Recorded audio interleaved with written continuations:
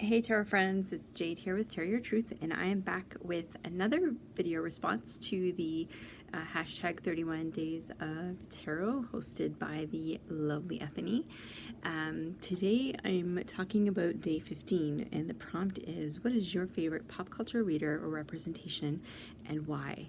And so for me, I struggled a little bit at first to figure out what exactly this question to was meant to discuss. And in the end, I decided that, hey, it's my channel, I can interpret it any way I want. And I chose to interpret it to mean, what sort of pop culture reference do I like the best in the form of a tarot deck. So for me is a very easy, it's a very easy thing to answer with the tarot decks that I have. And this might give you a hint of the lovely Queen of Swords. She was not a very nice, she's not a very nice woman, but she did everything for her family, that's for sure. Anyway, so, and you may also recognize the card backs. So I also do have Daenerys, but I don't have her here because she's at work. Sorry, I'm trying to reach something here. She's at my work, so I don't have her here. But I keep her with me. So I'm gonna this is of course Cersei Lannister. If you don't watch Game of Thrones, then this is gonna mean nothing to you. But if you do, you will have recognized her, and you'll have recognized the Iron Throne behind her. And that is also the card backs that I showed those already. So first of all, I have a few things to say about this deck. Actually, I absolutely adore this deck for a whole number of reasons. One, I'm a massive fan of the show, like massive fan of the show, massive fan of the books, and yeah. So when I found out that a Game of Thrones deck existed, and I started to learn tarot, I absolutely had to get it. I had no expectations that it was going to be a deck that I could actually read for tarot, but it didn't matter, right? It was just one of those things that I collected because it made me happy. But when I got this deck in my hands, I absolutely fell in love. And to be honest, it surprised the hell out of me. So first of all, let's talk about the cardstock. So the cardstock, if you can see there, you can kind of see the pattern there. It is a linen finish. You can see that on the fronts of the cards as well. It's a linen finish, and the linen finish feels so nice, so nice on your hands. It shuffles amazingly well, and I think I read somewhere that they're no longer making this deck with a linen finish, but I could be wrong. Don't quote me on that, because I could be wrong. I hope that they do continue making it with the linen finish because it's absolutely fabulous. The deck did come. You can kind of see that there's a bit of a bow this way, which is, it's not ideal, but it's fine. It doesn't bother me any. It doesn't stop me from using the deck. It shuffles amazing. So if I try to, actually I don't want to shuffle this right now, but regardless of how you shuffle it, in terms of riffle shuffling or just hand over hand, it is amazing. The cardstock's like really good in my opinion. It's pretty thick.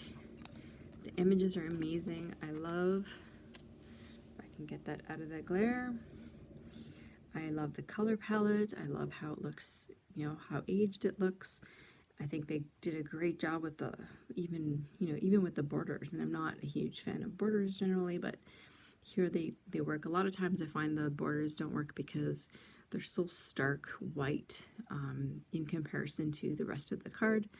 And here, you can see that black line is sort of fading in and out. And you can kind of see it there as well.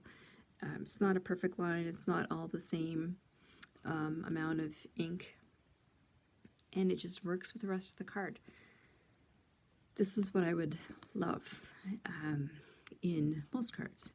So, you know, when you hear, this is kind of going on a tangent, but when you hear people talk about why they don't like borders, they don't like the borders because often they don't, or at least I don't like the borders often because they don't match the rest of the deck. There are a few that do, and I appreciate that very much.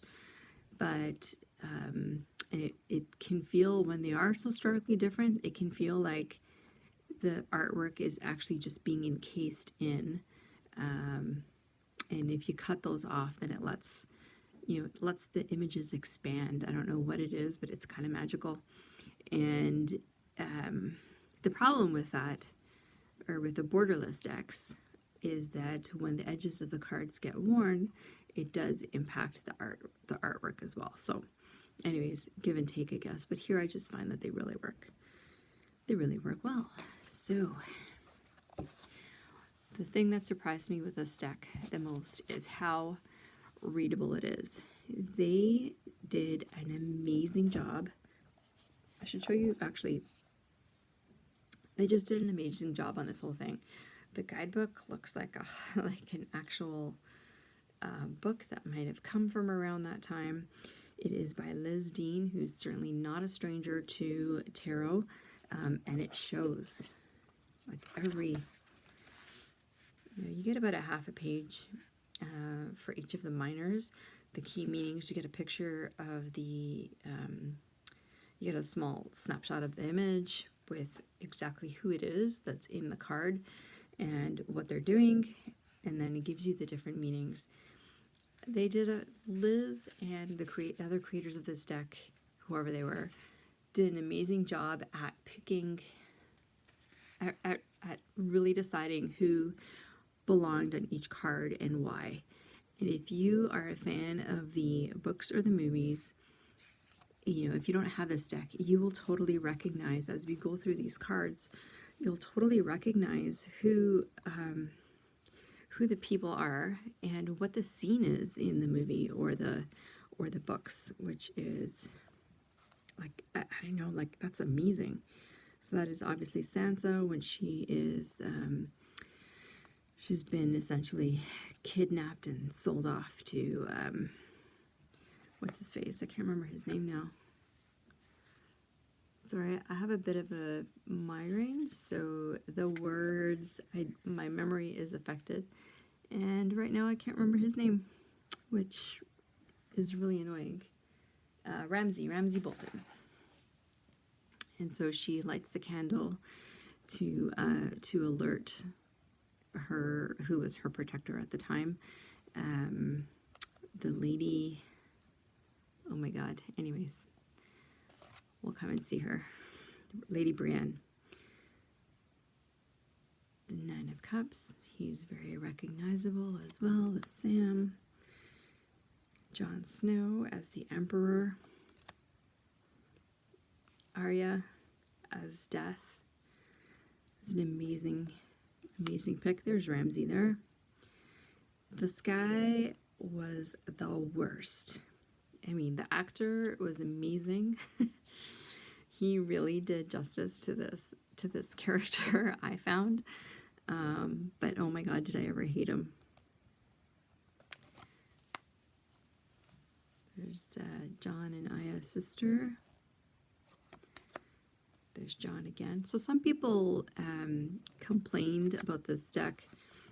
Lord Varys as the Hierophant, an amazing pick for this, because everything he did was for, wasn't for personal gain, it wasn't for any particular family, it was for the institution, society. There's Daenerys, of course. So, oh yes, that's what I was saying, is that some people complain about this deck at some points because they believe, they kind of find it annoying that the Hanged Man is, what's his name, that Ramsay Bolton turned into a eunuch and literally turned into this Hanged Man.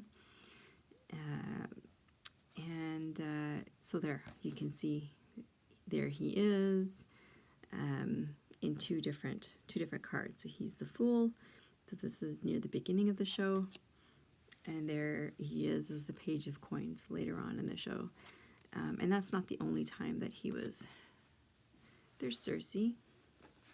There we go. Does she match? Does she have an orange ring on her hands? I can't tell.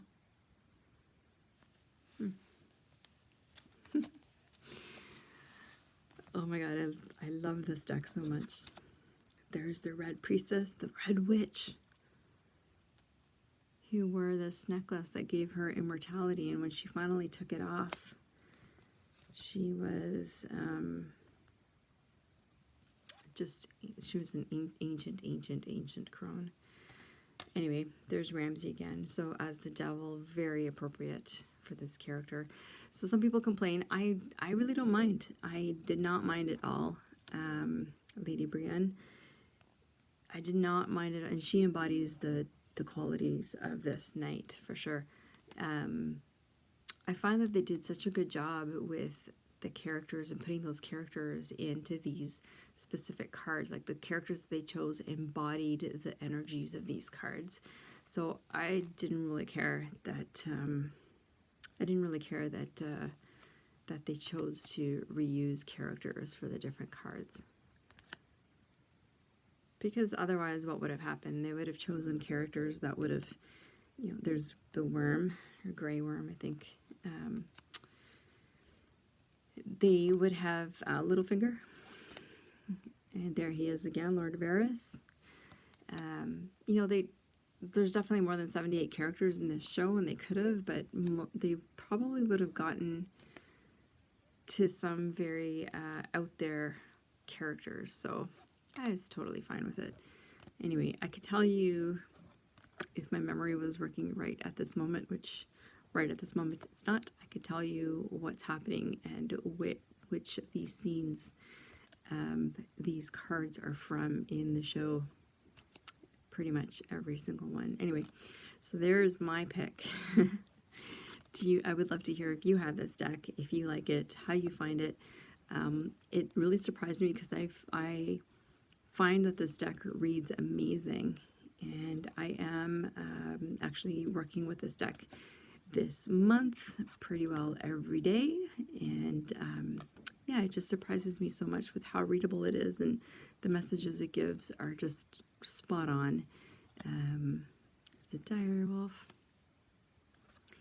Anyway, there's the map. Westeros, Sansa and Littlefinger, Lady Brienne as strength. Again, totally, like, she totally meets that character. The Hermit, definitely, he's the Hermit. Oh, I love her as well. She's totally the Queen of Coins as well. And the King of Coins. Absolutely. So yeah, so there is my pick for my favorite pop culture reference. I'd love to hear if you have this deck. How do you like it? If it works for you. Is the cardstock on yours linen finish as well, or is the plain finish? And I'm not sure whether that was just a rumor or a reality, but I would love to hear how you work with this deck. And until the next time, we will see you in, I'm not going to do number 16 because I am terrible at drawing. So I'll probably come back for number 17, day 17. So see you in a couple of days. Bye.